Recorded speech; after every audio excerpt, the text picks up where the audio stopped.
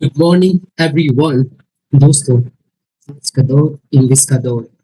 इस दौर में हर कोई इंग्लिश सीखना चाहता है। Why everyone learns to English language? Because its impact and influence is very big and and connects the world. So basically, it is need of all. ये समय की मांग है। हमें समय के साथ अपने आप को अपडेट करना होगा। अदरवाइज क्या होगा कि हम छूट जाएंगे, मेन स्ट्रीम रेस से पीछे हो जाएंगे। ओके, सो दोस्तों, हमें इंग्लिश लैंग्वेज क्यों सीखनी है? दोस्तों, answer is very simple. Because its impact and influence is everywhere. Okay, actually क्या है कि कुछ दोस्तों, हम इंग्लिश लैंग्वेज का इन्फ्लुएंस हर सेक्टर में देख सकते हैं। जैसे कि एजुकेशन सेक्टर हो गया, कॉर्पोरेट सेक्टर हो गया, like big companies, the medical sector, judiciary sector, and research and development, and even exam or competitions field. So basically हम इसका इन्फ्लुएंस हर जगह देख सकते हैं। सो दोस्तों, it is need of all to learn the English language. अगर हम इंग्लिश लैंग्वेज नहीं सीखेंगे, अगर हम if we ignore the language, then definitely the language will ignore you. So that's why we must learn the English language. Okay, so let me diagram or let me draw। थोड़ा हम इसको example के साथ देखते हैं कि actually इसकी importance क्या है लैंग्वेज को लर्न करने का।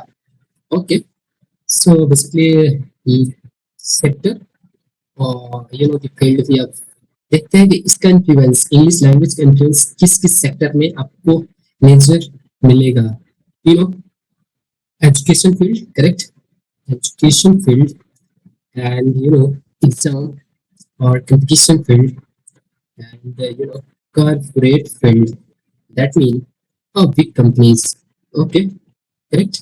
Okay, so next one, judiciary, and the research and development, R&D, R&D, and last one is bilateral trade between two countries, द्विपक्षीय संबंध, द्विपक्षीय व्यापार, correct?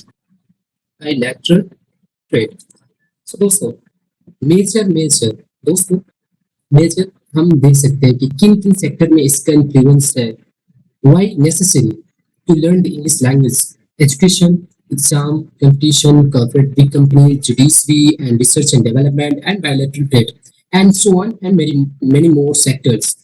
So correct, guys? Okay. So let's explain. Then let's explain one by one sector. Okay. Come to the first.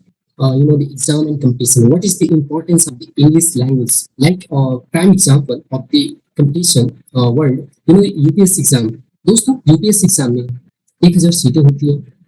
Okay, correct. जिसमें से 800 900 के बीच में दोस्तों exam के पॉइंट ऑफ व्यू और कंपटीशन के पॉइंट ऑफ व्यू से मैं अगर बात करें हम लोग एग्जैक्टली, अगर मैं यूपीएससी एग्जाम की बात करूँ, ओके, अगर UPSC S exam, correct, basically इसमें कितनी सीटें होती है? इसमें ऑलमोस्ट 900 से 1000 के बीच में सीटें होती है।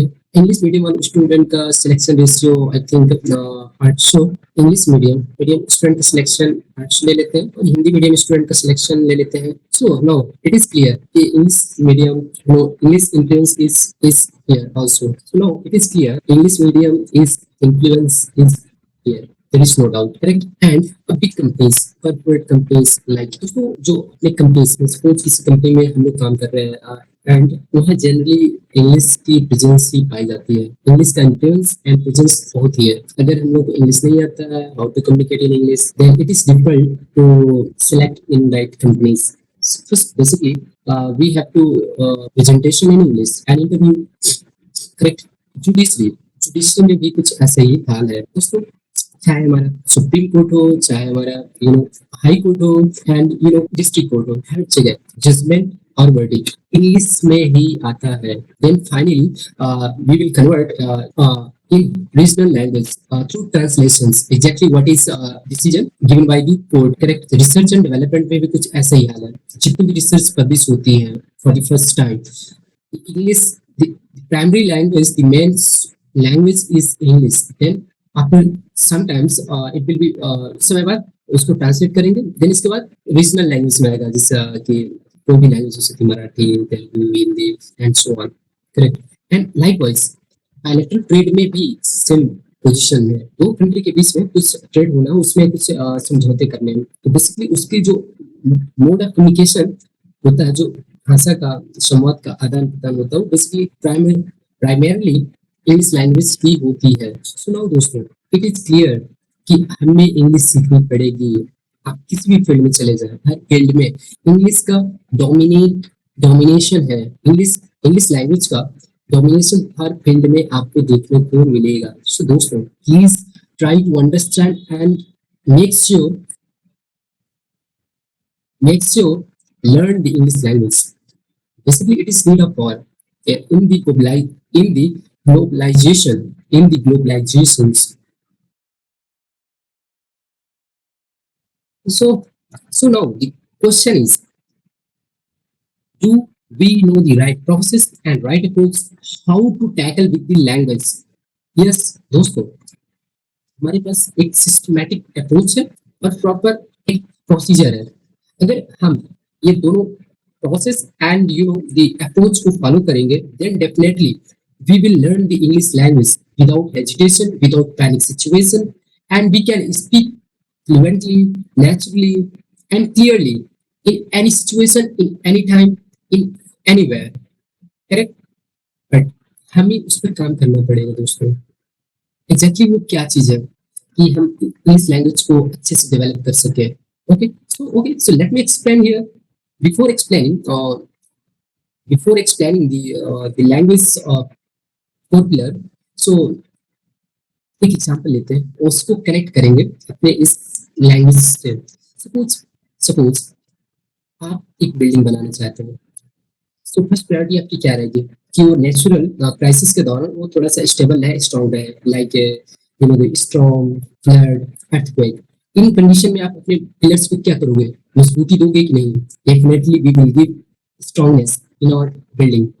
सो लाइकवाइज अगर हम लैंग्वेज, एक्चुअली होता क्या, जब इंग्लिश की बात आती है तो जनरली एक ओपिनियन है और एक टेंडेंसी है, हमको ये बताया जाता है कि सिर्फ आप ग्रामर पढ़ लो और कुछ वोकैब पढ़ लो तो आपको इंग्लिश आ जाएगी। दोस्तों, this approach is definitely wrong, there is no doubt.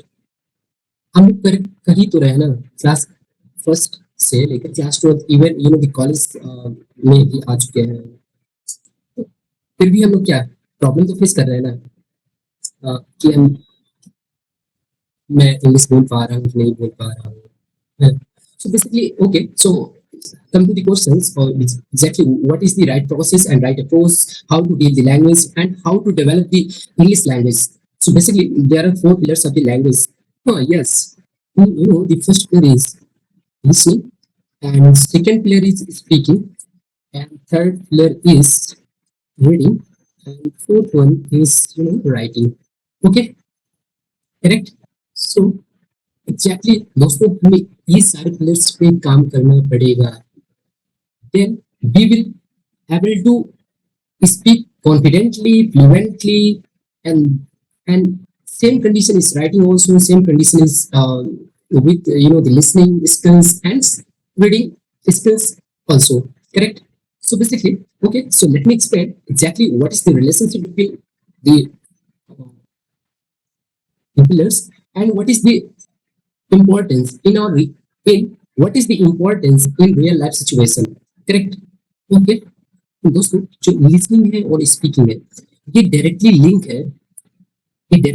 है आपके पर्सनालिटी डेवलपमेंट से, एंड जो ये आपका रीडिंग एंड राइटिंग स्किल्स है, ये डायरेक्टली लिंक है आपके एग्जाम पॉइंट ऑफ व्यू से, एग्जाम पॉइंट ऑफ व्यू।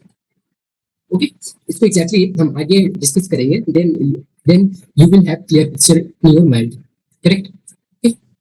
तो दोस्तों, पहले हम लिसनिंग और स्पीकिंग का समझते हैं कि लिसनिंग एंड द स्पीकिंग, इसकी इंपॉर्टेंस क्या है और इसके बीच में क्या रिलेशनशिप है। सो पहले रिलेशनशिप देख लेते हैं, इसके बीच में एग्जैक्टली क्या रिलेशनशिप है। दोस्तों, हर कोई स्पीकर बनना चाहता है, सब लोग की टेंडेंसी है बोलने की, लेकिन the question is what is the basic requirement to become a good speaker? I think the to become a good speaker, first we have to listen properly. Then we can speak smoothly. Otherwise, we are unable to speak. Relationships clear है. Actually क्या है कि एक अच्छे speaker, if you are good listener, एक अगर आप अच्छे listener हो, एक अगर आप अच्छे listener हो, तो आप एक अच्छे great speaker बन सकते हो. Correct? So now the what is the real, okay, so हम इसको एक ये हम इसको एक बच्चे, एक चाइल्ड का एग्जांपल भी यहाँ ले सकते हैं. In starting initial phase child I think 2 साल तक 1 साल तक बेसिकली कुछ नहीं बोलता, सिर्फ ओनली वो लिसनिंग करता है. And then he able to speak single words, double words, the phrases, clauses and sentences. Correct? बात समझ में आ रही है, नहीं आ रही है? तो पहले हमने क्या इसका देखा, ये जो लिसनिंग एंड स्पीकिंग का जो स्किल्स है, तो बेसिकली हमको क्या करना पड़ेगा, डेली बेसिस में हमें 15 मिनट या 20 मिनट हमें English totally try to learn, try to listen totally English without any Hindi words. Okay, try to speak single sentence, double sentence, and then after this cycle, ये आपकी साइकिल चलना चाहिए almost 6 month तक. Then naturally you will speak without hesitation, without panic situation, among your friends, in your family, in your right public speaking. Then your public speaking will boost. Okay, so what is the real? Okay, so now, okay, what is the importance of listening and speaking in real life? Importance of listening and speaking in real life. Okay, so एक example के साथ हम इसको try to understand करते हैं. Suppose आप एक company में हो और आपको इंफॉर्मेशन मिलती है कि कंपनी का ऑनर है, तो वो चाहता है कि एक अच्छा लीडर चाहता है कि now वो कंपनी को लीड करे और कंपनी को ग्रोथ मोड में ले जाए. Correct? Then basically he organised interview, proper interview, and candidates are invited to give interview and get promoted in particular, right, in the company, especially CEO की post में. Correct? Okay, so basically interview में क्या होगा, basically interview में आपको क्या चीज करेंगे, आपका communication skills good or bad, the person can lead the company or not, in difficult situation, in difficult times, and कि बंदा में क्या क्या क्वालिटीज है, क्या एबिलिटीज है कि बंदा मतलब कंपनी को इंटरव्यू होगा. इस इंटरव्यू में जो पैनल में बैठे मेंबर्स की रिक्वायरमेंट है कि आपका वो आपको चेक करेंगे कि आपका कम्युनिकेशन स्किल इज गुड और बैड, और दूसरे आपकी क्वालिटी क्या चेक करेंगे, और इंटरव्यू में बैठे लोग आपकी लीडरशिप की क्वालिटी चेक करेंगे. लीडरशिप क्वालिटी मीन्स कि पर्सन कंपनी को आगे बढ़ा सकता है कि नहीं, simply. Correct? And third quality is management, कि पर्सन एम्प्लॉयज के साथ फ्रेंडली रिलेशनशिप मेंटेन कर सकता है कि नहीं कर सकता है, और चीज़ों को मैनेज कर सकता है कि नहीं कर सकता है. ठीक है? And the last one is कि पर्सन कंपनी की ग्रोथ को इंक्रीज कर पाएगा कि नहीं कर पाएगा. The growth means simply profit. Correct? ये बेसिकली इंटरव्यू में जो बैठे पैनल के मेंबर्स हैं उनकी रिक्वायरमेंट है कि पर्सन में कम्युनिकेशन स्किल्स है कि वो बेटर कम्युनिकेशन और क्लियर कम्युनिकेशन, मतलब कि एक बेटर कम्युनिकेशन स्किल है कि नहीं, simply. And second quality will be checked leadership quality, कि person can lead the company or not. And third one is management, they manage the situations during difficult time. And last one is the growth aspects, कि हर company का एक ही motive होता है कि company growth करनी चाहिए and ultimately profit आना चाहिए. करेक्ट? सो बेसिकली ये है रियल लाइफ सिचुएशन में. सपोज आपको इंग्लिश नहीं आती है, एक मैं कंडीशन बता रहा हूँ आपको. कंडीशन ये है कि जो इंटरव्यू होगा वो totally based on the English language, क्योंकि एक्चुअली क्या होता है कंपनी में सिर्फ इंग्लिश की डोमिनेंस है. अगर आपको if you want to become a leader in the company, your communication skills must be strong in specially in English language. अगर आपको इंग्लिश लैंग्वेज नहीं आती है तो डेफिनेटली कंपनी में आप एज ए एम्प्लॉय के रूप में काम करेंगे. भले आपके पास लीडरशिप क्वालिटी है, मैनेजमेंट स्किल है, ग्रोथ आप करवा सकते हो, कम्युनिकेशन अच्छा हिंदी में कम्युनिकेट भी कर लेते हो, लेकिन they will reject you. Why? Because your English is not good. So I hope आपको रियल लाइफ एग्जांपल में लिसनिंग एंड स्पीकिंग की इम्पोर्टेंस समझ में आई होगी. So now Let's move on. Reading and the writing. Reading and writing. Okay, let me change the pen. Reading and writing. Right. Okay. So now, yes, definitely मैंने जैसे कि आपको पहले ही बता चुका हूँ, सबसे पहले ही मेंशन किया जा चुका है कि रीडिंग और जो राइटिंग है ये डायरेक्टली लिंक है एग्जाम पॉइंट ऑफ व्यू से। ओके, सो रीडिंग की पहले इंपॉर्टेंस समझते हैं, इस बात समझेंगे इसके बीच में क्या रिलेशनशिप है, करेक्ट। और जैसे कि कुछ एग्जाम्स हैं, एसएससी एग्जाम हो गया, बैंकिंग एग्जाम हो गया, इसमें बेसिकली क्या है ना, इंग्लिश का जो पार्ट है, जो मेजर सेक्शन है, वो बहुत ही बिग है। अगर आपको इंग्लिश नहीं आती है then you will never crack this exams. भले ही आपकी रीजनिंग अच्छी हो, मैथ अच्छी हो, जीएस अच्छी हो, तो you can not crack the assessee exam and banking exam. So now you have to develop the reading skills. What is reading skills? Reading is skill is simply understanding, read and try to understand. Okay. So basically एक scenario लेते हैं और case लेते हैं, suppose कि ये English का 50 marks का पेपर है, ठीक है। सो जिसमें से आपका 10 मार्क्स का वर्ड्स पार है आपका, एंड 10 मार्क्स का आपका पैसेज है, क्लोज टेस्ट है आपका, एंड द सेंटेंस अरेंजमेंट इसको हम ले लेते हैं 20 मार्क्स का है, 20 मार्क्स का, ये 10 मार्क्स का, ये आपका 10 मार्क्स का है। So basically if you have no reading skill proper, then you cannot solve the aspects, you cannot deal the passage, you cannot fill the the pillars, and you cannot arrange the sentence में। ये कैसे आएगा? सिर्फ basically reading करने से ही आएगा। आपको रीडिंग के स्किल को डेवलप करना पड़ेगा। रीडिंग स्किल कैसे डेवलप होगी? सिर्फ एक ही उसका सोल्यूशन है, आपको इंग्लिश पढ़नी है, देन इसके बाद उसको अंडरस्टैंड करना है, थोड़ा उसको समझना है। हम लोग बेसिकली क्या, हम लोग इंग्लिश के नाम पर परेशान रहते हैं हमेशा, इंग्लिश के नाम पे हम लोग से पे करते हैं कि भाई हम लोग क्या, हम लोग को सजेशन दिया जाता है भाई ग्रामर पढ़ लो और आपका वोकैब यानी कि वर्ड पावर आपका स्ट्रॉन्ग कर लो तो आपकी इंग्लिश अच्छी हो जाएगी। तो भाई ये कौन करेगा? जो अब तक 40 मार्क्स है इसमें तो कभी हम ध्यान नहीं देते, ध्यान किसमें रहता है सारा? तो वर्ड पावर में और ग्रामर में। ग्रामर के कितने 10 मार्क्स ले आओगे, ठीक है, वो भी एग्जैक्टली हमें मालूम नहीं, क्योंकि because grammar and word power both are endless. Interesting चीज दोस्तों, एक इंटरेस्टिंग चीज है जो हमें शायद ही इंडलेस है भाई साहब, इंडलेस समझ रहे हो? इंडलेस को तो समझ रहे हो? इंडलेस का मतलब है दोस्तों भाई इसकी कोई सीमा नहीं वर्ड पावर के। अब मुझे खुद बताओ कि वर्ड पावर क्या कोई लिमिट है? ग्रामर की कोई लिमिट है? नहीं है।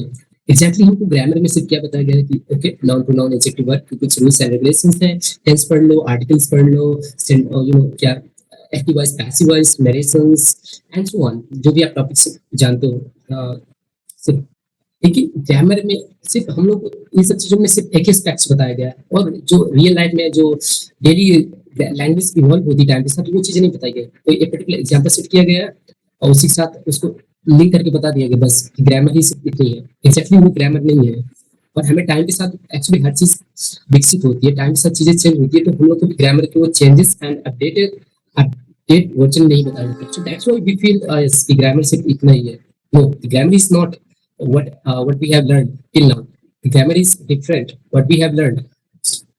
Okay. So now be clear. Okay. अब writing. Okay. Writing aspects को भी समझते हैं। Writing की क्या वैल्यू है? Writing skill. Correct. Okay. Writing skill को कैसे डेवलप किया जाए? पहला क्वेश्चन ये है कि राइटिंग स्किल को कैसे डेवलप करें। दोस्तों राइटिंग स्किल सिर्फ एक ही चीज से आपकी डेवलप हो सकती है, जो आपने रीड किया है, जो आपने चीजें लर्न किया है, तो उसको simply try to write down.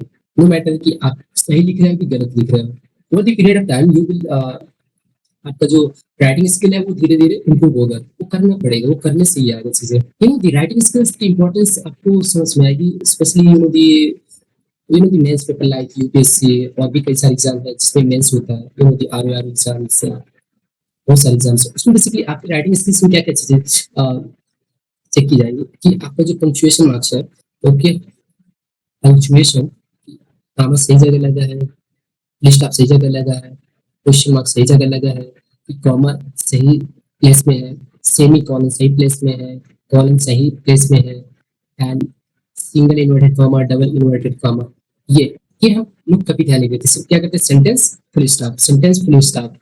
ये आपकी जो एक गुड राइटिंग है ना, तो आप जो एग्जामिनर को इम्प्रेस नहीं कर पाओगे। ये जो ये जितने भी पंक्चुएशन मार्क्स हैं और भी बहुत सारे पंक्चुएशन मार्क्स हैं ऑलमोस्ट, इसकी हर एक की एक इम्पोर्टेंस है कि कॉमा आप लगा रहे हो आउट पे थोड़ा सा स्लाइड पॉज दे रहे हो, ठीक है। अगर फुल स्टॉप लगा रहे हो तो कंप्लीट पॉज दे रहे हो, ठीक है, सेंटेंस में। सो बेसिकली राइटिंग स्किल्स में आपको क्या चीज ध्यान देने की नीड है जब आप कोई भी पैराग्राफ पढ़ो, तो ये चीजें ध्यान देना चाहिए कि पंक्चुएशन मार्क्स मतलब कहाँ कहाँ, फुल स्टॉप कहाँ है, कॉमा किधर है, सेमी कॉलन किधर है, कॉलन किधर है। कॉलन ये जो डबल ये होता है ना, वो पंक्चुएशन मार्क्स पर एक वीडियो आएगा, उसमें सारी डिटेल्स आपको बताई जाएगी क्या होता है, इसको हम कहाँ यूज करना चाहिए, इसका क्या इंपॉर्टेंस है, ये सब चीज हम डील करेंगे नेक्स्ट वीडियो में। Okay, upcoming video. And second चीज कि राइटिंग स्किल में आपको क्या क्या रिक्वायरमेंट है, पॉइंट है this one and this one, spelling spelling error तो नहीं आता, वो स्पेलिंग एरर्स भी देखता है कि मतलब किस सेंटेंस कुछ लिख दिया, स्पेलिंग आपका राइट है कि रॉन्ग है। अगर रॉन्ग होगा तो आपका ये राइटिंग स्किल इम्प्रेस नहीं करेगा, देयर इज हाई चांस कि आपको लो मार्क्स ही मिलेंगे। और अच्छा, दूसरी चीज इसके बेनिफिट्स क्या है, अगर आप राइटिंग स्किल improve करते हो, try to write down what we have learned, what we have read. Okay, so then definitely your concentration will be boost. Okay, let's understand what are the benefits of the writing skills. First one is concentration. Concentration power है आपका, क्या होगा, boost होगा, means increase होगा। ये मैं नहीं बोल रहा हूँ, ये रिसर्च हुई है। इसमें रिसर्च में पाया गया है कि जो हम पढ़ते हैं या सुनते हैं करेक्ट या लिखते हैं, तो उसमें क्या जब हम लिखते हैं तो हमारा एग्जैक्टली कंसंट्रेशन पावर पता चलता है कि हमारा कंसंट्रेशन पावर उस टाइम कितना था, सुनने के दौरान, पढ़ने के दौरान, करेक्ट। और दूसरी चीज क्या होगी ना कि आपका जो स्पेलिंग एरर है ना, टाइम के साथ आपका डिक्रीज होगा। तो स्पेलिंग एरर है वो आपका डिक्रीज होगा, कम होगा, करेक्ट। ये बेसिकली मोटी मोटी मतलब कि राइटिंग स्किल्स पे हमें ध्यान देना पड़ेगा, सिर्फ हमें ग्रामर और वोकैब पर ही नहीं लड़ाई करनी है, समझ में आया कि नहीं। Okay, grammar पढ़ा, okay, now pronoun adjective, okay, and tense articles, active as passive as narrations, बस simply ये grammar नहीं है भाई साहब। grammar simply really the मैं आपको बताऊँ सिर्फ एक रीडिंग स्किल है जिसके द्वारा आप इंग्लिश को कमांड कर सकते हो, simply सही बताओ। इससे मैं आपसे कुछ इस जर्नी में, ओके, थैंक यू।